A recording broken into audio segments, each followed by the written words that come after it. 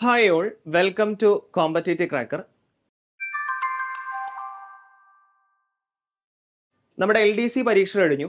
LGS പരീക്ഷയും ആദ്യഘട്ടം കഴിഞ്ഞിട്ടുണ്ട്. ഇനി മറ്റ് ഘട്ടങ്ങൾ കഴിയാനുണ്ട്.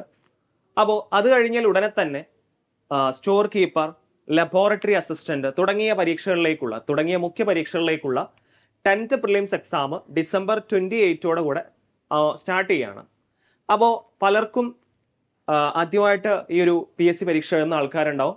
അപ്പോൾ അവർക്ക് എങ്ങനെയാണ് SCRT കവർ ചെയ്യേണ്ടത്, ചുരുങ്ങിയ സമയത്തിനുള്ളിൽ നമുക്ക് എങ്ങനെയാണ് ഈ ഒരു കട്ട് ഓഫ്, പ്രിലിംസ് എന്ന് പറയുമ്പോൾ കട്ട് ഓഫ് കടന്നാൽ മതി, കട്ട് ഓഫ് കടന്ന എല്ലാവർക്കും മെയിൻസ് എക്സാം എഴുതാൻ സാധിക്കും.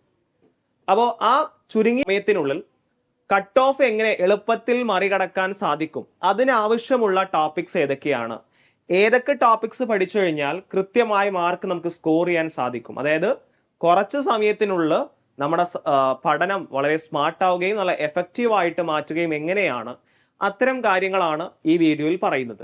ഇപ്പം നമ്മൾ ഈ ഒരു വീഡിയോയിൽ നിങ്ങളുടെ സിലബസ് അനലൈസ് ചെയ്യുകയും അതുപോലെ തന്നെ ഓരോ ഭാഗത്തും പറയേണ്ട SCRT ടോപ്പിക്സ്, കീ ടോപ്പിക്സ് ഏതൊക്കെയാണ്, അതെല്ലാം നമ്മൾ ഈ വീഡിയോയിൽ ഇൻക്ലൂഡ് ചെയ്തിട്ടുണ്ട്. തീർച്ചയായിട്ടും 10th പ്രിലിംസ് എക്സാം എഴുതുന്നവർക്ക് ആ ഒരു പ്രിലിംസ് മറികടക്കാനുള്ള ഏറ്റവും നല്ലൊരു വീഡിയോ ആയിരിക്കും. കാരണം അത് ഓറിയന്റഡ് ആയിട്ടുള്ള 10th പ്രിലിംസ് ഓറിയന്റഡ് ആയിട്ടുള്ള ഒരു എക്സ്ക്ലൂസീവ് വീഡിയോ ആണ് ഈ വീഡിയോ എന്ന് പറയുന്നത്. എന്തായാലും നമുക്ക് ക്ലാസ്സിലോട്ട് കടക്കാം. 10th പ്രിലിംസ് എക്സാമിന്റെ 4 ഘട്ട പരീക്ഷകൾ എന്നാണ് പ്രാഥമിക അറിവ്. ഇനി പുതിയൊരു ഫേസ് നടത്തുമോ എന്നൊക്കെ നമുക്ക് അറിയത്തില്ല. എന്തായാലും 4 ഘട്ട പരീക്ഷയാണ്. അതിൽ ആദ്യ ഘട്ടം ഡിസംബർ 28 നടക്കാൻ പോകുന്നത്. അടുത്ത ഘട്ടം ജനുവരി 11, അതിനുശേഷം ജനുവരി 25 മൂന്നാം ഘട്ടം. 4ാം ഘട്ടത്തിന്റെ ഡേറ്റ് വന്നിട്ടില്ല, ഫെബ്രുവരിയോട് കൂടി എക്സാം ഉണ്ടാവും എന്നാണ്, ഫെബ്രുവരി ആദ്യ വീക്കുകളിൽ എക്സാം ഉണ്ടാവും എന്നാണ് നമ്മൾ എക്സ്പെക്ട് ചെയ്യുന്നത്. സോ ഈ 4 ഡേറ്റുകളാണ് 10th പ്രിലിംസ് എക്സാമിന്റെ 4 ഘട്ട പരീക്ഷകൾ എന്ന് പറയുന്നത്. ഇനി ഈ പരീക്ഷയുടെ സിലബസ് നോക്കുകയാണെങ്കിൽ LGS പരീക്ഷ എങ്ങനെയാണോ അതിന്റെ സിലബസ് ആണ് ആർക്കുള്ളത്, നമ്മുടെ 10th പ്രിലിംസ് എക്സാമിനുള്ളത്. പൊതുവിജ്ഞാനം, ജനറൽ നോളജിൽ 40 മാർക്ക്, ആനുകാലിക വിഷയങ്ങൾ അതിന് 20 മാർക്ക്, സയൻസിന് 10 മാർക്ക്, പൊതുജനാരോഗ്യം പബ്ലിക് ഹെൽത്തിന് 10 mark, then maths and mental ability അതിന് 20 mark. Okay, arithmetic and mental ability അതിന് 20 മാർക്ക്. ഇതാണ് നിങ്ങളുടെ ആ ഒരു സിലബസ് എന്ന് പറയുന്നത്. 100 മാർക്കിന്റെ സിലബസ് ഇതാണ്. ഇനി നമുക്ക് ഇതിലെ ഓരോ ടോപ്പിക്കിനെയും നമ്മൾ സ്പ്ലിറ്റ് ചെയ്യുകയാണെങ്കിൽ, അതായത് 40 മാർക്കിന് എന്തുണ്ട്, GK ഉണ്ട്. GK നമ്മൾ ഒന്നുകൂടി സൂം ചെയ്യുകയാണെങ്കിൽ, ഒന്നുകൂടി നമ്മളൊന്ന് വിശദമായിട്ട് നോക്കുകയാണെങ്കിൽ അതിന്റെ സിലബസ് ഇങ്ങനെയാണ്. ഇന്ത്യൻ സ്വാതന്ത്ര്യ സമര കാലഘട്ടവുമായി ബന്ധപ്പെട്ട രാഷ്ട്രീയ, സാമൂഹിക, സാംസ്കാരിക മുന്നേറ്റങ്ങൾ, ദേശീയ പ്രസ്ഥാനങ്ങൾ, സ്വാതന്ത്ര്യ സമര സേനാനികൾ, ഭരണ സംവിധാനങ്ങൾ തുടങ്ങിയവ. അതുപോലെ ഈ ഒരു മൊത്തം ഞാൻ പറയുന്നില്ല. മറ്റത് ഇന്ത്യൻ സ്വാതന്ത്ര്യം കഴിഞ്ഞതിന് ശേഷമുള്ള വെല്ലുവിളികൾ, പഞ്ചവത്സര പദ്ധതികൾ, അതിനെക്കുറിച്ചാണ്. പിന്നെ കോൺസ്റ്റിറ്റ്യൂഷനുമായി ബന്ധപ്പെട്ട 5 മാർക്ക്. പിന്നെ ജോഗ്രഫി, ഇന്ത്യൻ ജോഗ്രഫിയുമായി ബന്ധപ്പെട്ട 5 മാർക്ക്. പിന്നെ കേരള ജോഗ്രഫിയുമായി ബന്ധപ്പെട്ട 5 മാർക്ക്. അതുപോലെ നവോത്ഥാനവുമായി ബന്ധപ്പെട്ട 5 മാർക്ക്. അതുപോലെ സയൻസ് ആൻഡ് ടെക്നോളജി എന്ന, അല്ലെങ്കിൽ കല, സാഹിത്യം, സാംസ്കാരികം, സയൻസ് തുടങ്ങിയ മേഖലയുമായി ബന്ധപ്പെട്ട 5 mark. Okay, science and technology, okay, ശാസ്ത്ര സാങ്കേതിക മേഖല, അതുമായി ബന്ധപ്പെട്ട 5 മാർക്ക്. ഇതാണ് ഈ 40 മാർക്കിന്റെ സ്പ്ലിറ്റിങ്. ഇങ്ങനെയാണ് വരുന്നത്. ഓക്കെ, ഇവിടെ കേരള ജോഗ്രഫിക്ക് 10 മാർക്കാണ്, ഞാൻ 5 എന്നാണ് പറഞ്ഞെന്ന് തോന്നുന്നു. ഓക്കെ, അപ്പൊ എന്തായാലും കേരള ഹിസ്റ്ററിയുടെ കാര്യം പറയുന്നുണ്ട്. കേരള ജോഗ്രഫിക്ക് 10 മാർക്ക്, കേരള ഹിസ്റ്ററിക്ക് 5 മാർക്ക്, ദെൻ കലാ സാംസ്കാരിക മേഖല, രാഷ്ട്രീയ, സാമ്പത്തിക, സാഹിത്യ മേഖല, കായിക മേഖല, ഇതിനൊക്കെ എത്ര മാർക്കാണ്? 5 മാർക്ക്. ഇനി നമ്മൾ നോക്കാൻ പോകുന്നത് ഓരോ ടോപ്പിക്കിലും പഠിച്ചാൽ സ്കോർ ചെയ്യാൻ പറ്റുന്ന, അതായത് നോക്കാം. ഫസ്റ്റ് ടോപ്പിക് ഏതാണ്? ഇന്ത്യൻ സ്വാതന്ത്ര്യ സമര കാലഘട്ടവുമായി ബന്ധപ്പെട്ട പ്രധാനപ്പെട്ട രാഷ്ട്രീയ, സാമൂഹിക, സാംസ്കാരിക മുന്നേറ്റങ്ങൾ. ആ ഭാഗത്ത് നിങ്ങൾക്ക് പഠിച്ചാൽ 5 മാർക്കാണ് അതിന്റെ വെയിറ്റേജ്. ആ ഭാഗത്ത് പഠിച്ചു കഴിഞ്ഞാൽ 5 മാർക്കും അല്ലെങ്കിൽ ഒരു നല്ലൊരു ശതമാനം മാർക്കും സ്കോർ ചെയ്യാൻ പറ്റുന്ന ടോപ്പിക്സ് ആണ്. ഏതൊക്കെയാണ്? ഒന്ന്, ഇന്ത്യൻ സാമൂഹിക പരിഷ്കരണ പ്രസ്ഥാനങ്ങൾ, നമ്മുടെ ബ്രഹ്മസമാജം, ആര്യ സമാജം, അങ്ങനത്തെ കാര്യങ്ങൾ. അത് ഇതിന്റെ ഭാഗമാണ്. അതുപോലെ തന്നെ ഒന്നാം സ്വാതന്ത്ര്യ സമരം, ചമ്പാരൻ സത്യാഗ്രഹം, അഹമ്മദാബാദ് തുണിമിൽ സമരം, ആ ഒരു 1915-16 അതുതൊട്ട് ഏകദേശം 47 വരെ, അതായത് നമ്മുടെ ആ ഗാന്ധിയൻ പീരീഡ് എന്ന് പറയത്തില്ലേ, സ്വാതന്ത്ര്യ സമരത്തില് ഗാന്ധിയൻ പീരീഡ്, ആ സമയത്ത് നടന്നിട്ടുള്ള പ്രധാന സംഭവ വികാസങ്ങള്. ഒന്നാം സ്വാതന്ത്ര്യ സമരം, ഇത് ഗാന്ധിയൻ പീരീഡ് അല്ല, 1857 വിപ്ലവമാണ്. ഓക്കെ, ചമ്പാരൻ സത്യാഗ്രഹം, അഹമ്മദാബാദ് തുണിമിൽ സമരം, ജാലിയൻ വാലാബാഗ്, സിവിൽ നിയമന ലംഘന പ്രസ്ഥാനം, ഇതിലെ കാര്യങ്ങളെല്ലാം നിങ്ങൾ കൃത്യമായിട്ട് പഠിക്കുകയാണെങ്കിൽ, അതിൽ റിപ്പീറ്റഡ് ആയിട്ടാണ് ചമ്പാരൻ സത്യാഗ്രഹം നടന്ന സംസ്ഥാനം ഏതാണ്, എന്തിനായിരുന്നു ഇതിന്റെ ഉദ്ദേശം, ഇതിന്റെ ലക്ഷ്യം എന്തായിരുന്നു, അഹമ്മദാബാദ് തുണിമിൽ സമരം, ഈ ചമ്പാരൻ സത്യാഗ്രഹവുമായി ബന്ധപ്പെട്ട് എപ്പോഴും ചോദിക്കുന്നതാണ് ഗാന്ധിജി ഇന്ത്യയിൽ ആദ്യമായിട്ട് നടത്തിയ സത്യാഗ്രഹം അല്ലെങ്കിൽ നടന്ന വർഷം. ഈ അഹമ്മദാബാദ് തുണിമിൽ സമരമാണെങ്കിൽ ഗാന്ധിജി ഇന്ത്യയിൽ നടത്തിയ ആദ്യ നിരാഹാര സമരം. ഓക്കെ, എവിടെയാണ്, ഏത് സംസ്ഥാനത്താണ്, ഏതാണ് വർഷം, ഇതിന് കാരണം എന്താണ് എന്നൊക്കെ പലപ്പോഴായിട്ട് ചോദിക്കാറുണ്ട്. സോ ഇതിന്റെ A to Z കാര്യങ്ങൾ നിങ്ങൾക്ക് നന്നായിട്ട് അറിയുമെങ്കിൽ ഈ ഒരു ഭാഗത്ത് നിന്ന് 5-ൽ നല്ലൊരു മാർക്കും, ചിലപ്പോൾ 5-ൽ 5 അല്ലെങ്കിൽ 4-ൽ മാർക്കൊക്കെ നിങ്ങൾക്ക് സുഖമായിട്ട് നിങ്ങൾക്ക് സ്കോർ ചെയ്യാൻ പറ്റും. ഞാൻ വൺസ് അഗൈൻ ഓർപ്പിക്കുകയാണ്, ഇവിടെ കട്ട് ഓഫ് എന്ന് പറയുന്ന ആ ഒരു കട്ട് ഓഫ് എന്ന് പറയുന്ന മാർക്ക് നിങ്ങൾ കടന്നു കഴിഞ്ഞാൽ നിങ്ങൾ എല്ലാവരും മെയിൻ പരീക്ഷയ്ക്ക് യോഗ്യത നേടി. ഇവിടെ റാങ്ക് അല്ല. അപ്പൊ അതുകൊണ്ട് ഇനിയുള്ള കുറച്ച് ദിവസം അല്ലെ, ഏകദേശം ഒരു 40-45 ദിവസമാണുള്ളത്. ആ ദിവസം നിങ്ങൾ സിസ്റ്റമാറ്റിക് ആയിട്ട് പഠിച്ചാൽ മാർക്ക് ഷുവർ ആയിട്ട് ലഭിക്കുന്ന പോർഷൻസ് സിസ്റ്റമാറ്റിക് ആയിട്ട് പഠിക്കുകയാണെങ്കിൽ നല്ലൊരു മാർക്കും ഇതിൽ ലഭിക്കും. ഓക്കെ ആണല്ലോ. പിന്നെ പത്രങ്ങൾ, സാഹിത്യകൃതികൾ, പ്രധാനമായിട്ടും പല നേതാക്കന്മാരുടെയും പത്രങ്ങളൊക്കെയാണ് ചോദിക്കാറ്. കൂടുതലായിട്ടും ചോദിക്കുന്ന ഇതിലെ കീ പോയിന്റ് എന്ന് പറയുന്നത്, കീ ഏരിയ എന്ന് പറഞ്ഞ ഈ രണ്ടാമത്തെ ടോപ്പിക്കാണ്. ഏറ്റവും കൂടുതൽ ഈ 5 മാർക്കിന്റെ ആദ്യത്തെ ടോപ്പിൽ ഏറ്റവും കൂടുതൽ ചോദ്യം വരുന്ന ഒരു ഭാഗമാണ് ഈ രണ്ടാമത്തെ ടോപ്പിക്. സോ അതുമായി ബന്ധപ്പെട്ട് നിങ്ങൾ പഠിക്കേണ്ട SCERT ചാപ്റ്റേഴ്സ് ആണ്. SCERT ചാപ്റ്റേഴ്സ് ഏതൊക്കെയാണ്? ഒന്ന്, 10ാം ക്ലാസ്സിലെ ചാപ്റ്റർ 4. 10ാം ക്ലാസ്സിലെ ടെക്സ്റ്റ് മാറിയിട്ടില്ല, അതുകൊണ്ട് പഴയ ടെക്സ്റ്റ് തന്നെയാണ്. ചാപ്റ്റർ 4 ഏതാണ്? ബ്രിട്ടീഷ് ചൂഷണവും ചെറുത്തുനിൽപ്പുകളും, സംസ്കാരവും ദേശീയതയും. ഇത് 10ാം ക്ലാസ്സിലെ തൊട്ടടുത്ത ചാപ്റ്റർ 5 ആണ്. ചാപ്റ്റർ 6 സമരവും സ്വാതന്ത്ര്യവും എന്ന് പറയുന്ന ഈ 3 ചാപ്റ്റേഴ്സ് ആണ് നിങ്ങൾ പ്രധാനമായിട്ടും ഈ ഒരു 5 മാർക്കിന്റെ ടോപ്പിക് കവർ ചെയ്യാൻ നിങ്ങൾ വായിക്കേണ്ട SCERT ചാപ്റ്റേഴ്സ് ആണ് ഈ 3 SCERT ചാപ്റ്റേഴ്സ്. പിന്നെ അടുത്തത് സ്വാതന്ത്ര്യാനന്തര ഇന്ത്യ നേരിട്ട പ്രധാന വെല്ലുവിളികൾ. അതുമായി ബന്ധപ്പെട്ട് നിങ്ങൾ പഠിക്കേണ്ട കീ ടോപ്പിക്സ് എന്തൊക്കെയാണെന്നാണ് നമ്മൾ പറയാൻ പോകുന്നത്. സോ അതിൽ നിങ്ങൾക്ക് പഞ്ചവത്സര പദ്ധതികൾ, ഡീറ്റെയിൽ ആയിട്ടൊന്നും പഞ്ചവത്സര പദ്ധതി പറയത്തില്ല. അധികം ചോദ്യങ്ങളും ഈ പഞ്ചവത്സര പദ്ധതിയുമായി ബന്ധപ്പെട്ട് ഈ 10th പ്രിലിംസ് എക്സാമിന് വളരെ കുറവാണ്. നിങ്ങൾ കുറച്ച് റീസെന്റ് ഇയേഴ്സ് PYQs നോക്കിക്കഴിഞ്ഞാൽ ഈ പഞ്ചവത്സര പദ്ധതിയുമായി ബന്ധപ്പെട്ട് വളരെ റയർ ആയിട്ടുള്ള ഒന്നാം പഞ്ചവത്സര പദ്ധതി എന്താണ്, അതിന്റെ പ്രധാന ലക്ഷ്യം എന്തായിരുന്നു, രണ്ടാം പഞ്ചവത്സര പദ്ധതി ഏറ്റവും കൂടുതൽ ഊന്നൽ നൽകിയ മേഖല ഏതായിരുന്നു, മഹൽനോബിസ് മാതൃക ഏതാണ്, അല്ലെങ്കിൽ ഗാഡ്ഗിൽ മോഡൽ ഏതാണ് എന്നൊക്കെ പറഞ്ഞിട്ട് പല ക്വസ്റ്റ്യൻസ് വരും. അങ്ങനെ ജനറൽ ആയിട്ടുള്ള ക്വസ്റ്റ്യൻസ് വരത്തുള്ളൂ. പിന്നെ ഇന്ത്യ വിഭജനവും സംസ്ഥാന രൂപീകരണവും. ഇതിലെ ഏറ്റവും പ്രധാനപ്പെട്ട ഒരു ടോപ്പിക്കാണ് ഈ രണ്ടാമത്തെ ടോപ്പിക്. അതായത് എപ്പോഴും സംസ്ഥാന പുനഃസംഘടനാ കമ്മീഷനിൽ അംഗമല്ലാത്ത ആര്, അംഗമായത് ആര്, ചെയർമാൻ ആര് എന്നൊക്കെ പറഞ്ഞിട്ട്, പിന്നെ VP മേനോനുമായി ബന്ധപ്പെട്ട ക്വസ്റ്റ്യൻ, ഇതിങ്ങനെ നിരന്തരം ചോദിച്ചുകൊണ്ടിരിക്കുകയാണ്. ഇതിങ്ങനെ റിപ്പീറ്റ് ചെയ്ത് ഇങ്ങനെ ചോദിക്കുക. അപ്പൊ നിങ്ങൾ ഈ ഒരു ടോപ്പിക്ക് പഠിച്ചാൽ തന്നെ നിങ്ങൾക്ക് ചിലപ്പം 2-3 മാർക്ക് ഈ ഒറ്റ ടോപ്പിക്ക് തന്നെ കിട്ടും. ഏത്? ഈ രണ്ടാമത്തെ ഇന്ത്യ വിഭജനവും സംസ്ഥാനങ്ങളും രൂപീകരണവും. പിന്നെ ISROയുടെ ദൗത്യങ്ങൾ, അത് ചിലപ്പം കറന്റ് അഫെയർ ആയിട്ടും ചോദിക്കാം. ഓക്കെ, അപ്പോൾ അതിനായിട്ട് നിങ്ങൾ പഠിക്കേണ്ട ചാപ്റ്റേഴ്സ് ആണ് ഏതൊക്കെയാണ്? 7ാം ക്ലാസ്സിലെ ചാപ്റ്റർ 4 ഇന്ത്യ പുതുയുഗത്തിലേക്ക് എന്നാണ് കേട്ടോ, ഇന്ത്യ പുതുയുഗത്തിലേക്ക്. പിന്നെ 10ാം ക്ലാസ്സിലെ ചാപ്റ്റർ 7 സ്വാതന്ത്ര്യാനന്തര ഇന്ത്യ എന്ന് പറയുന്ന ചാപ്റ്റർ നിങ്ങൾ വായിക്കുകയാണെങ്കിൽ ആ ഒരു 5 മാർക്കുമായി ബന്ധപ്പെട്ട SCERT ചാപ്റ്റേഴ്സ് നിങ്ങൾക്ക് കവർ ചെയ്യാൻ പറ്റും. SCERT ഫാക്ടുകൾ നിങ്ങൾക്ക് കവർ ചെയ്യാൻ പറ്റും. ഓക്കെ ആണല്ലോ.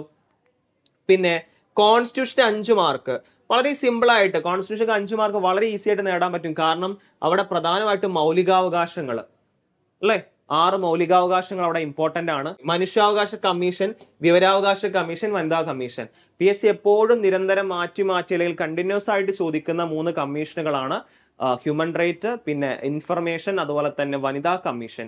ഈ 3 കമ്മീഷൻ ആരംഭിച്ചത് എന്നാണ്, ആദ്യ ചെയർമാൻ ആരാണ്, അവസാനത്തെ ചെയർമാൻ ആരാണ്, അതുപോലെ തന്നെ ടേം എത്രയാണ് ഇവരുടെ, അതുപോലെ ഇവരെ എത്ര മെമ്പേഴ്സ് ആണുള്ളത്, ഇത്തരം കാര്യങ്ങളൊക്കെ നിരന്തരമായിട്ട് മാറ്റി അപ്പൊ ആ ഒരു കമ്മീഷന്റെ സ്ട്രക്ചറിനെ കുറിച്ചും ഇപ്പൊ ഞാൻ പറഞ്ഞ ടേം, അതുപോലെ തന്നെ കമ്മീഷനിലെ അംഗങ്ങൾ, ഇതൊക്കെ നിങ്ങൾ കൃത്യമായിട്ട് പഠിക്കുകയാണെങ്കിൽ അവിടെ 5 മാർക്കും നിങ്ങൾക്ക് സ്കോർ ചെയ്യാൻ പറ്റും. അപ്പൊ തന്നെ നിങ്ങൾ വെറും 40 നിങ്ങൾക്ക് ഏകദേശം ഇപ്പൊ 40 നമ്മൾ 15 മാർക്ക് നമ്മൾ പറഞ്ഞിട്ടുള്ളൂ, അതിൽ 10+ മാർക്ക് നിങ്ങൾക്ക് ഷുവർ ആയിട്ടും ഈ ഒരു 3 ടോപ്പിക് പഠിക്കുന്നതിലൂടെ നിങ്ങൾക്ക് എന്ത് ചെയ്യാൻ പറ്റും. മീൻസ് അത് 15 മാർക്ക് നമ്മൾ പറഞ്ഞിട്ടുള്ളൂ, അതിൽ 10+ മാർക്ക് എന്ന് പറഞ്ഞാൽ വലിയ കാര്യം തന്നെയാണ്. അത് നിങ്ങൾക്ക് എന്ത് ചെയ്യാൻ പറ്റും, സ്കോർ ചെയ്യാൻ പറ്റും.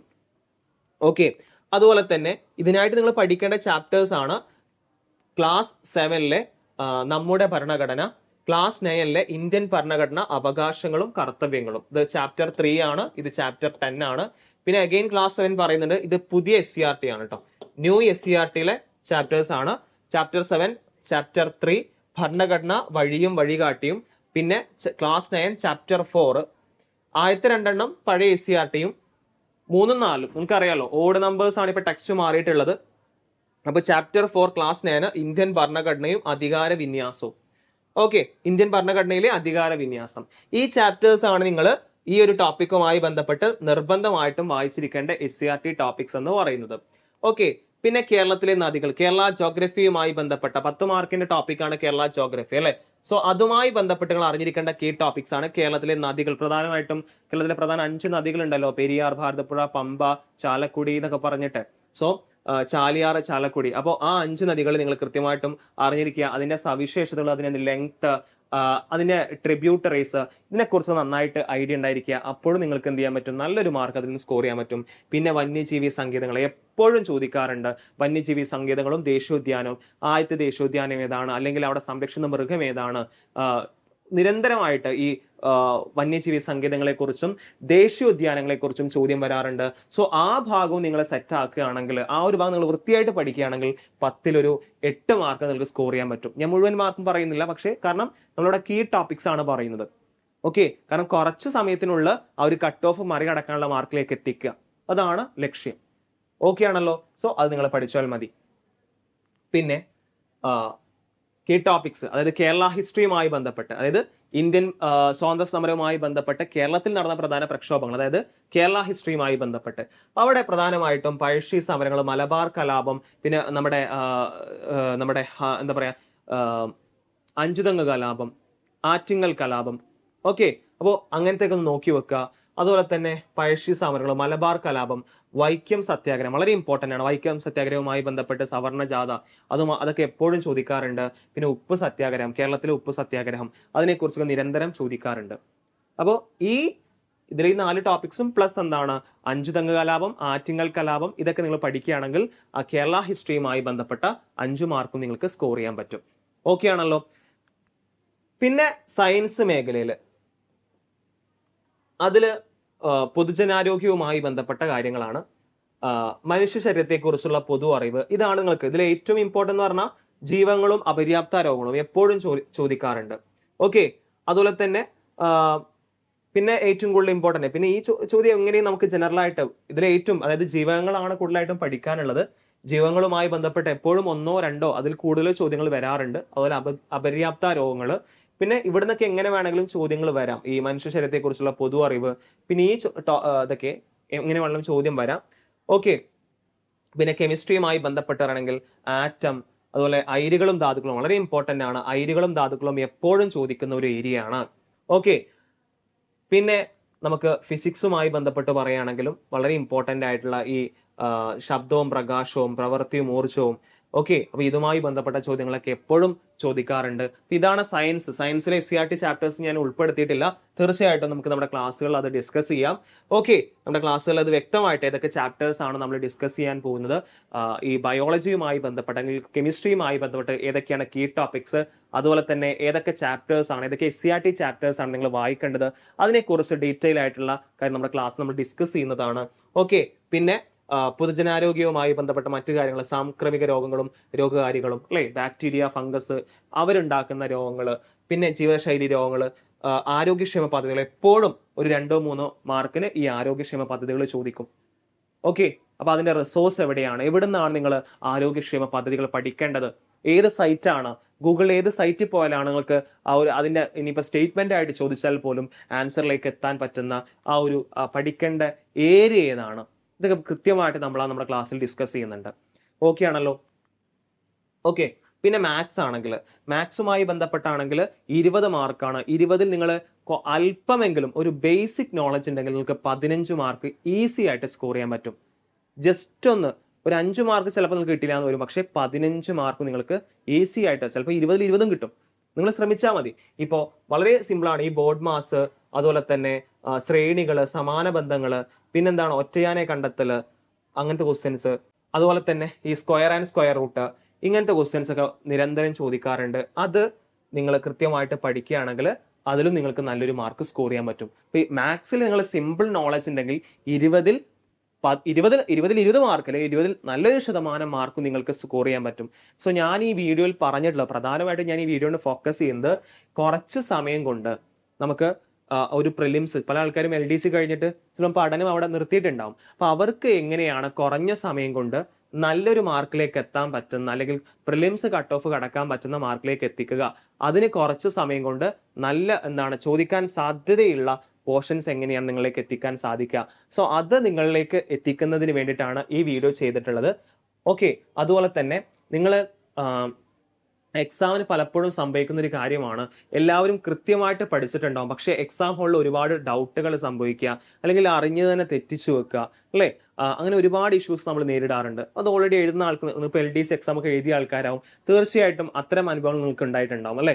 അപ്പോൾ അതിന് ഏറ്റവും വലിയ പ്രശ്നം എന്ന് പറഞ്ഞാൽ മോക്ക് ടെസ്റ്റുകൾ ചെയ്യാത്തൊരു പ്രശ്നമാണ്. മോക്ക് ടെസ്റ്റുകൾ നല്ല ഫ്രീക്വന്റ് ആയിട്ട് ചെയ്യുന്നില്ല, എഫക്റ്റീവ് ആയിട്ട് ചെയ്യുന്നില്ല.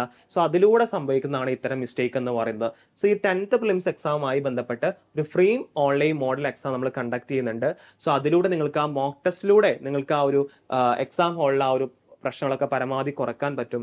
സോ ആ ഒരു മോക്ക് ടെസ്റ്റ് അറ്റൻഡ് ചെയ്യുന്നതിന് വേണ്ടിയിട്ട് താഴെ കൊടുത്ത് നമ്മൾ താഴെ എന്ത് ചെയ്യുക, നമ്മളൊരു ലിങ്ക് കൊടുക്കുന്നുണ്ട്, അതിൽ നിങ്ങൾ രജിസ്റ്റർ ചെയ്താൽ മതി. ഇനി കൂടുതൽ ഡീറ്റെയിൽസ് അറിയുന്നതിന് വേണ്ടിയിട്ട് 8590202323 നമ്മൾ കോൺടാക്ട് ചെയ്ത് കഴിഞ്ഞാൽ ഇതുമായി ബന്ധപ്പെട്ട കൂടുതൽ കാര്യങ്ങൾ അറിയാൻ പറ്റും. ഇതിൽ മനസ്സിലാക്കാം, നല്ലൊരു അവസരമാണ്. ഫ്രീ ആയിട്ടുള്ള ഓൺലൈൻ മോക്ക് ടെസ്റ്റ് ആണ് 16, 17, 18 ദിവസങ്ങളിൽ. സോ അതുകൊണ്ട് നിങ്ങൾക്ക് നിങ്ങളുടെ നിലവാരം അളക്കുന്നതിനും അതുപോലെ നിങ്ങളുടെ പ്രശ്നങ്ങൾ പരിഹരിക്കുന്നതിനുമുള്ള ഒരു അവസരമാണ്. സോ അതുകൊണ്ട് പരമാവധി എല്ലാവരും യൂട്ടിലൈസ് ചെയ്യാൻ ശ്രമിക്കുക. ഓക്കെ. വരുന്ന 10th പ്രിലിംസ് എക്സാമിന് വളരെ യൂസ്ഫുൾ ആയിട്ടുള്ള ഒരു എക്സാം ആയിരിക്കും എന്ന് ഉറപ്പു തരാം. ഓക്കെ. അപ്പോൾ അതുകൊണ്ട് തന്നെ പരമാവധി എല്ലാവരും ഒരു free online mock test attend ചെയ്യാൻ ശ്രമിക്കുക. ഓക്കെ ആണല്ലോ? സോ ഈ ഒരു 10th പ്രിലിംസ് എക്സാമുമായി ബന്ധപ്പെട്ട് അതിലേക്കുള്ള ഒരു ബ്രിഡ്ജ് എങ്ങനെയാണ്, ആദ്യമായിട്ട് എക്സാം എഴുതുന്ന ആൾക്കാർക്കും അതുപോലെ തന്നെ ഒരു ഐഡിയ ഇല്ലാതെ നിൽക്കുന്ന ആൾക്കാർക്ക് അതിലേക്കുള്ള ഒരു ബ്രിഡ്ജ് എങ്ങനെയാണ്, അതാണ് ഞാൻ ഈ വീഡിയോയിൽ പ്രധാനമായിട്ടും ഉദ്ദേശിച്ചിട്ടുള്ളത്. തീർച്ചയായിട്ടും നിങ്ങൾക്ക് ഈ വീഡിയോ ഇഷ്ടമായെങ്കിൽ നിങ്ങൾ ലൈക്ക് ചെയ്യുക. അതുപോലെ തന്നെ നിങ്ങളുടെ അഭിപ്രായങ്ങളും സംശയങ്ങളും കമന്റ് ബോക്സിൽ രേഖപ്പെടുത്തുക. ഓക്കെ. അടുത്ത ഒരു പ്രധാനപ്പെട്ട അപ്ഡേറ്റുമായിട്ട് നമുക്ക് വീണ്ടും കാണാം. അതുവരേക്കും എല്ലാവർക്കും thank you and good bye.